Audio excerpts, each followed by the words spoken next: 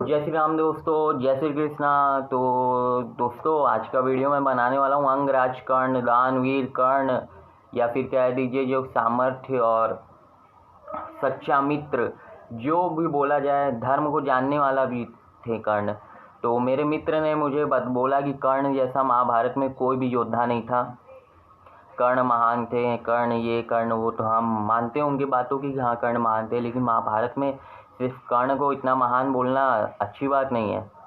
तो मैं आज महाभारत के ऐसे ऐसे योद्धाओं के बारे में आपको बता रहा हूँ। आप लोग खुद मुझे कमेंट में बताइए महाभारत में आपको कौन अच्छा लगता है, तो कमेंट में मुझे बताइए और ज़्यादा से ज़्यादा सब्सक्राइब कर दीजिए। तो बात है महाभारत की, तो महाभारत में तो सबसे पहले आते हैं श्री कृष्ण जी, उनके जैसा लीलाधर तो कोई था नहीं। तो फिर दूसरे आते हैं भीष्म पितामह, शुरुआत से लेकर लास्ट तक रहते हैं गंगा पुत्र भीष्म देवव्रत, तो वो भी बहुत महान रहते हैं। जो श्री कृष्ण उन्हें देख के हंसते हैं, भीष्म पितामह उन्हें देख के हंसते हैं, दोनों का आपस में बातचीत चलता रहता है। फिर आते हैं गुरु द्रोण, कृपाचार्य, दुर्योधन भी शक्तिशाली रहता है, उसे भूलना नहीं। फिर उसके बाद अर्जुन, उसके बाद भीम, फिर बलराम, बलराम जी का उतना कुछ नहीं है। फिर आते हैं कर्ण, अश्वत्थामा, एकलव्य। अश्वत्थामा तो मतलब कि वो बस उनका कोई मेन नहीं है। फिर एकलव्य, एकलव्य भी था, बिना देखे इतनी सारी शक्तियाँ हासिल किया था।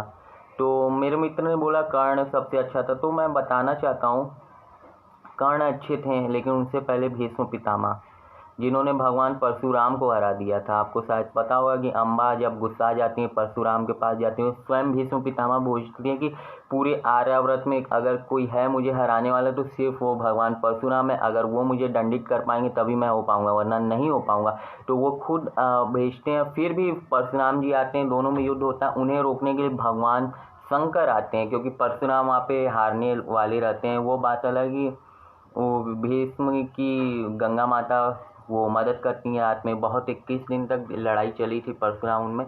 तो वो उनके जो गंधर्व लोग थे और भीष्म पितामह को एक अस्त्र दे दिया था पाशुपतास, जो परशुराम जी ने नहीं दिया था। वो अस्त्र किसी के ऊपर चला देने पे उस सामने वाला हार सकता था, तो इसीलिए भगवान शंकर आते हैं और दोनों का युद्ध रोकवाते हैं। तो फिर यहाँ पे हुआ।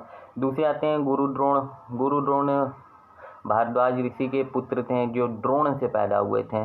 तो पुत्र मोह में बेचारे मर गए। वो भी धृतराष्ट्र की तरह ही थे, पुत्र मोह में, बचपन से लेके लास्ट तक वो सिर्फ पुत्र मोह में रहते हैं, इसीलिए वो अपने पुत्र मोह में किसी को बोल नहीं पाते। तो इसलिए उनका कैरेक्टर नीचे चल जाता है पुत्र मोह शिष्य मोह में।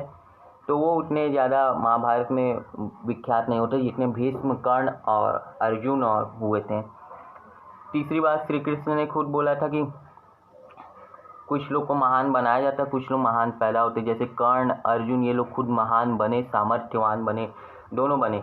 ये बात अगर श्री कृष्ण नहीं रहते अर्जुन के साथ तो कर्ण हरा देते हैं अर्जुन को, तो वो बात अलग है। फिर दूसरी बात आती है कि अश्वत्थामा को उनके पिता ने बनाया था, उन्हें अमरता का वरदान भी उनके पिता ने ही दिया था, हमेशा उन्हें आशीर्वाद देते रहते थे अमर हो जाओ। जैसे भीष्म पितामह को उनके पिता ने आशीर्वाद दिया था इच्छा मृत्यु का, उसी तरह।